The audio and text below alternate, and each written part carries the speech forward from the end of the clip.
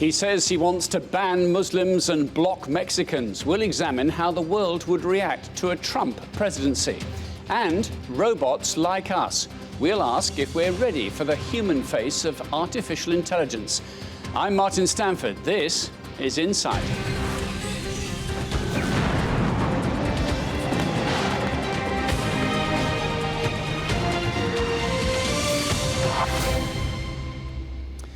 Welcome to Insight. Donald Trump wants to build a wall to keep out Mexicans. He wants to ban Muslims and has said he will overturn numerous long-standing American positions on major international issues.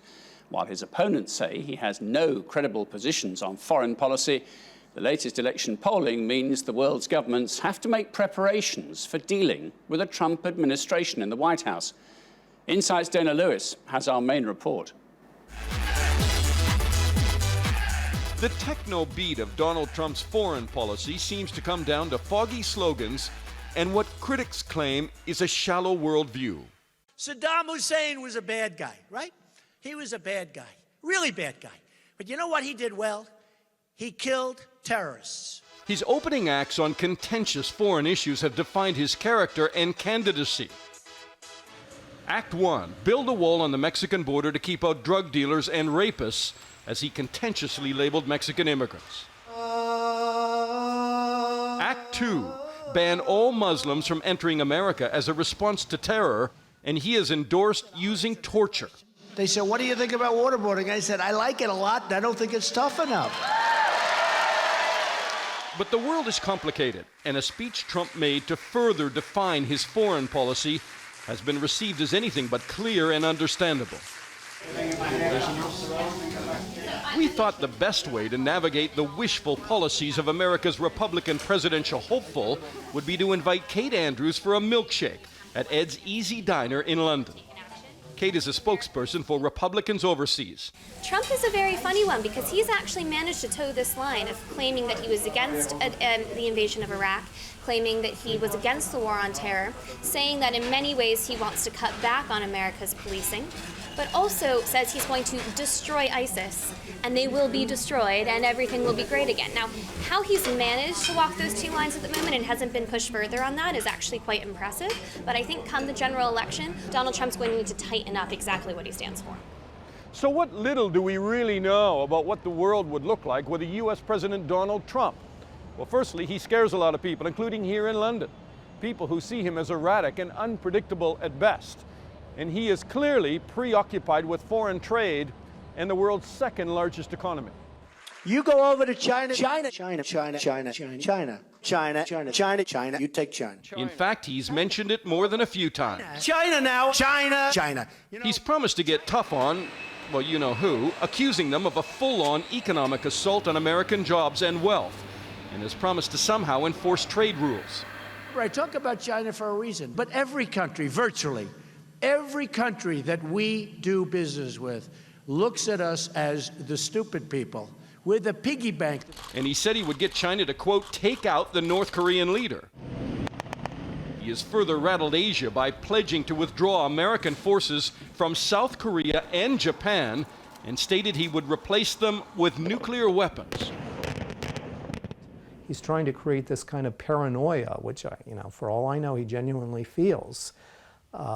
That the Chinese are not only long-term competitors that we have to take seriously, but they're victors who are eating our lunch. It's complete nonsense. And there's more. He wants to withdraw funding and troops from some NATO countries, suggesting they're freeloaders, make friends with Russian President Vladimir Putin, and ignore his destabilization of Ukraine and annexation of the Crimea. With a smile, Putin calls Trump flamboyant and embraces his overtures of fence mending. I believe a Donald Trump presidency would be a danger to the American people, a danger to our friends around the world. James Rubin is a former Assistant Secretary of State and an advisor to Democratic leader Hillary Clinton. And he objects strongly to Trump's idea of leaving dictators like Syrian President Bashar al-Assad in power.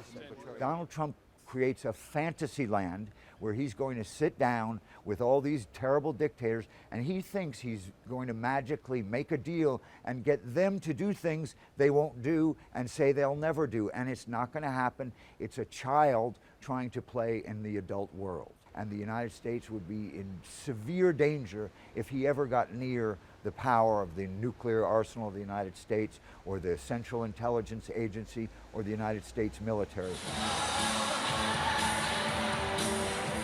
But despite those concerns, Trump is edging even closer to leadership of the free world. I'm Dana Lewis, reporting for Insight.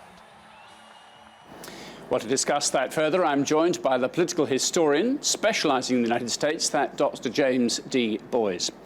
This man could become president. If I'm in a foreign department of any government anywhere in the world, I've got to prepare for that possibility, don't I? You do. It should be recognised, however, that at the moment Hillary Clinton is 9 points clear, and most serious polling suggests that she is destined to win this. But you're absolutely right.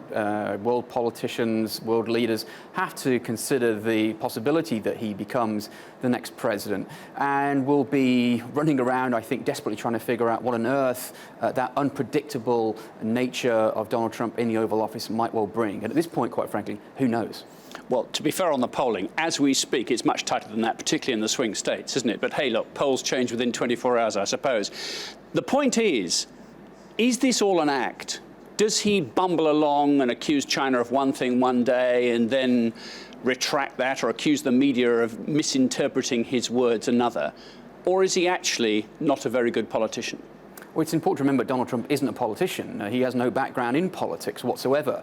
That's his selling point number one, I suppose. Possible. I am not a politician. All too many people are trying to suggest, oh, he's quite Reagan-esque, but that really is to dismiss the fact that Ronald Reagan was governor of California before he became president, and not just an actor.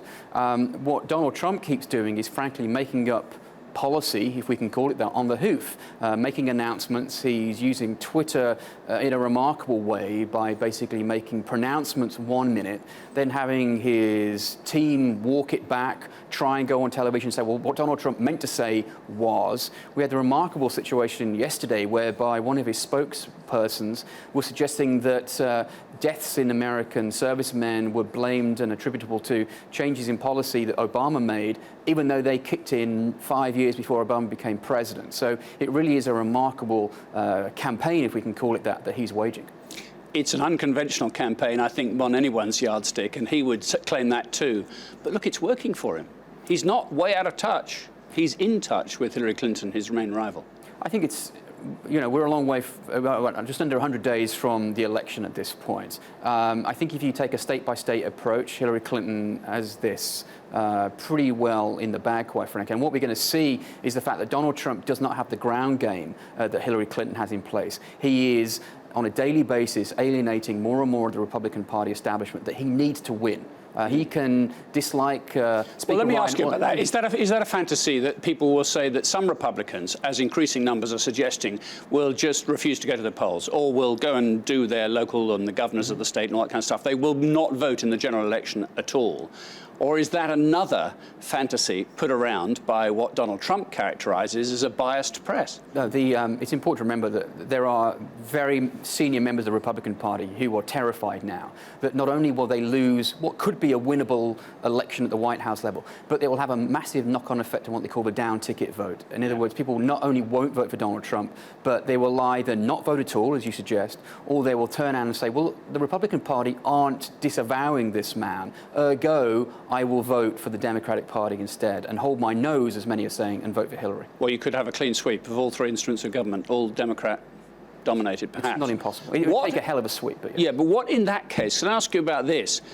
If Hillary Clinton becomes president, there will be a huge hinterland of a protest vote that Bernie Sanders whipped up on the left, and Donald Trump will have successfully motivated on the right, who are critical, to put it mildly, of the political establishment. What does any president coming in do with that constituency? You're right, it's going to be very, very difficult to try and bring the country together, and there's a line we've heard from many politicians in the past. I think it's important not to overplay these figures quite so much. Within the Democratic Party, of course, many of those people who voted for Bernie Sanders were not Democrats. They were brought in from outside the party, and actually only accounted for a relatively small number of the overall election results now that are basically opposing Hillary Clinton. Within the Republican Party, it must be noted as well, don't forget, that a good proportion of those people who did vote didn't vote for Donald Trump. One of the reasons he was able to do so well was because he was facing a huge field at one point of 15, 16 of the challenges, and had they all basically coalesced around a viable alternative, it's entirely possible that we'd be talking about a different candidate now. So the extent to which he dominates the Republican Party moving forward, I think is probably questionable on a national basis. But he has already sown the seeds of discontent, hasn't he, with an accusation which he's repeated in the last 24 hours as we record this programme, that the whole thing's rigged anyway, which means like he's putting his excuses out there. If I don't win, it's because the whole system conspired against me. That could spell trouble ahead. See, I actually think this is the most dangerous thing of all the things he's said. Out of a whole series of platitudes and accusations he's made, this to me is the most dangerous. Going back to the dawn of the American Republic, when George Washington transferred power peacefully, back in the day to John Adams. The idea that you can walk away from power and accept defeat graciously has been America's political gift to the world. If Donald Trump is now undermining that, that spells disaster not only for the Republic, but for democracy around the world, potentially. And if Hillary Clinton does win, can she really, as all presidents are required to do, run the country for everyone, for every citizen?